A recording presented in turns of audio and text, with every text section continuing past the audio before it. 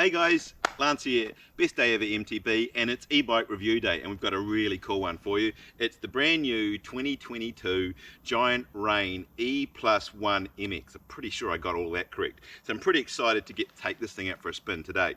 Now before we get started, should just explain one thing. For those of you who are regulars to my channel, I love you guys. You understand I've got a quirky sense of humour. It's kind of a casual mountain bike channel, not to be taken too seriously. For those of you who are new to my channel, however, and welcome, you do need a sense of humour to watch these videos. My last, I did the Santa Cruz Bullet review. I said that Santa Cruz owners were Audi driving lawyers, and some people seem to take offence at that. They got, people saying, I'm a dentist who drives a BMW, how dare you? By the way, that is a joke, and if you didn't get that, you might want to check your valve on your sense of humour. You may have a slow leak. So you do need a sense of humour to watch my videos. But anyway, let's have a look at this thing. Actually, let's go for a ride on this thing first. I'm desperate to go out for a spin on this, so we'll go for a quick spin, and then we'll have a closer look at the bike, eh?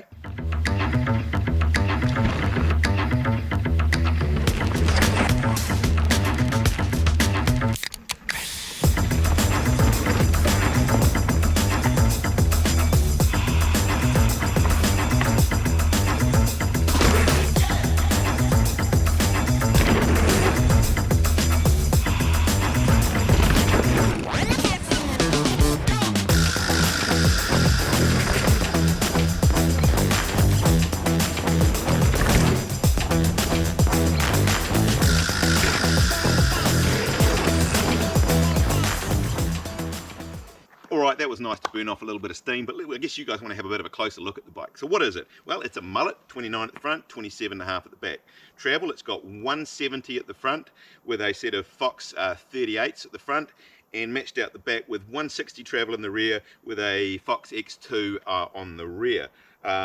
It's got the Yamaha motor system with a 625 watt-hour battery. The battery is can be removed quite easily. You just take the cover off and it will pop out, but it does have a charging point on the side, so you don't have to do that. I'll probably show you a little bit more in a minute, but it has a kick-ass display here on the top tube, nice and stealth. I really like it, and again a really nice little simple button here on the handlebar, so it's not clunky and displays thing. Now I believe you can pair it with your mobile phone if you want to see more data, but to me this looks seriously cool. It's got Shimano XT 12-speed drivetrain, and it's also paired with some Shimano XT brakes as well. This thing I believe retails in New Zealand for about $10,000. There is a model above this and a model below it as well. If you do want to get a deal, you're looking at buying one of these, put in best day ever MTB 10, and the retail will add on 10% to the retail price for you. So if you want to do that, you're welcome to do that. But yeah, it's a pretty cool bike. Let's do a bit more riding and see what this thing's capable of, or I'll see what I'm capable of anyway. Alright, so we're riding up the hill, and as you can see there's a display here on the top tube, so it's nice and clean and just has a little button here on the handlebar. So we're in the top power setting. You can cut down to 4, 3, 2, 1, and yeah, I don't think I want to ride in that too much. It's a little bit of power, but as we've only got it, I think we'll go for up there somewhere. But yeah, nice little button, really simple. In fact, this bike would look kick-ass if you got rid of wireless shifting and wireless seat post. Imagine how tidy that would look. But yeah, really like the look of this thing.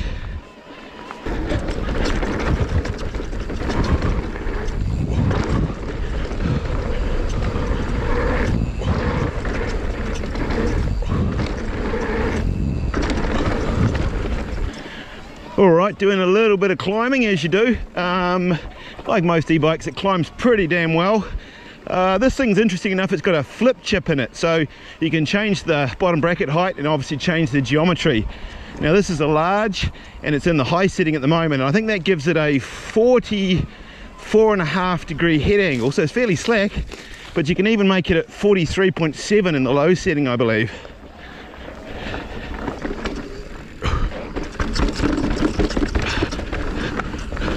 Alright, where were we? This is a largest bike, which actually on the high setting, on the flip chip, is a 480 reach, which for me is actually quite long. actually used to riding sort of 460, 450. So yeah, and also the wheelbase is quite long on this thing as well. I put it on my bike rack and had a job to actually do the straps up on the bike rack. It was so long. It does jump quite nicely though. But yeah, oh, yeah, it's okay.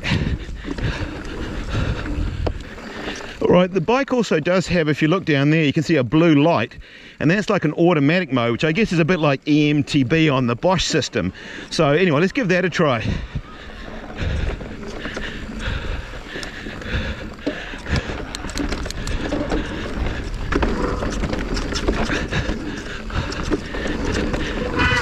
Oh, bit of a squeal. So far, Drivetrain does pretty much what it says on the box. So does the brake. I mean, I'm a big fan of the Shimano 4-pot brakes now. Bike's a little bit clunky. Saying that pretty much all e-bikes seem to be clunky. It seems to be a thing with having a motor. Suspension performs really nicely. Pretty happy with that. And I'm certainly getting used to the handling. Let's see, what do we got this way? Oh. I don't know what that squeal's about. Don't normally expect that from Shimano brakes in the dry. It's not like I've been using them that much.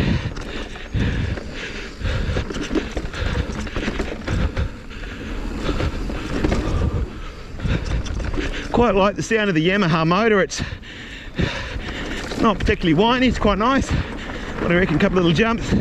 Oh yeah, another one. Oh, yeah, she pops quite nice with a float shock. I have become a bit of a coil convert, but you know, the X2s are still a good shock.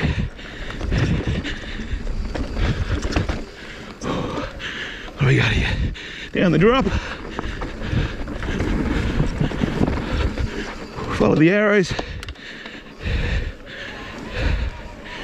This automatic mode feels pretty good to me actually. I don't mind it. Feels quite natural.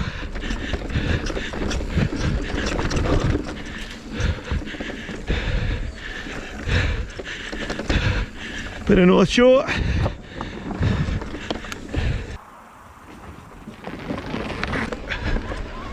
All right, we're going to do a run down one of my favourite tracks here called Skid Track. As I was saying, this bike's a large, and I'm about 176 centimetres tall and getting progressively shorter. I'd be really interested actually to try this in a medium. I think the medium at a 450 reach might actually be a bit more playful.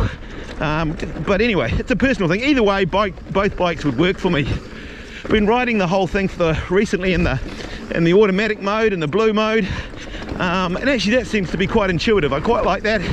I think I'd probably ride most of the time doing that. Okay, so we've got a bit of a jump here. Let's see where this goes. Whoa! Whoa! Ho, ho, ho. Oh shit! Whoa! A little bit squirrely there. The suspension seems to be really nice on this. Really like the way it handles. Okay, a little bit slightly different jumps coming up here. Could have done that better. Whoa!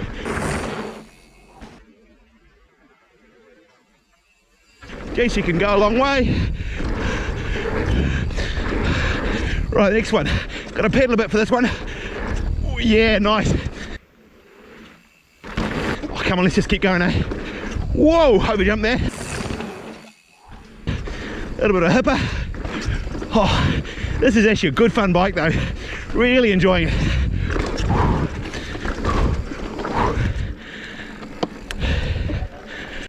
Alright, so what did we think of the bike? Firstly, looks. It's a nice looking bike actually. Not 100% sure about the colour. Quite liked what they've done. This is obviously doesn't come with it, but the Dibro, the coloured thing on the top, gives it a little bit of character. Otherwise it's a bit grey. But anyway, still a pretty cool looking bike. Love the display on the top, eh? I think that's pretty cool. If I could be one critical thing, I'd rather, instead of having just 5 bars, it'd be nice if it had a number like 32% or something like that. So that would be cool, but I don't need to know the cadence and all the other things. I can look on my phone phone if I really want all that sort of data. So that's pretty cool. Flip chip, didn't get to play with that today, but I guess that's kind of cool if you want to play around with the settings of the bike. Gives it a little bit more flexibility as well. Suspension, really enjoyed the Fox suspension, was set up perfectly for my 70 kgs, really enjoyed the handling of this bike, so yeah, pretty cool bike. The Yamaha motor, as I say, ran pretty faultlessly. It felt very natural, nice sort of power output. I ran it in the sort of automatic setting a lot of the time. Didn't really try out eco very much, to be honest, today, because I've only got the bike for 1 day, so there's a limit to how much testing I can do for it. Would I like this bike? Yeah, hell yeah, it's a nice bike. And for 10 grand, I know it's a lot of money, guys, but still, if you compare with what else is about for that sort of money, it's pretty good value for money, and Giant have always been known for pretty good value for money. The old previous model to this, I know, had a lot of issues with water ingress and motor and electric failure problems and warranty issues. I believe they've done a lot to solve those problems in terms of waterproofing the whole thing. So hopefully, fingers crossed, that they don't have the issues with this model. But yeah, it's a really, really nice bike. If you've enjoyed the video, if you enjoy all the effort I've gone to making all those little camera angles, and if you don't think I'm a complete nutter, then maybe consider subscribing. Love hearing your comments. Usually always try and answer those if I can. If not, just give me a thumbs up, I like that as well. And yeah, we'll see you on the next one.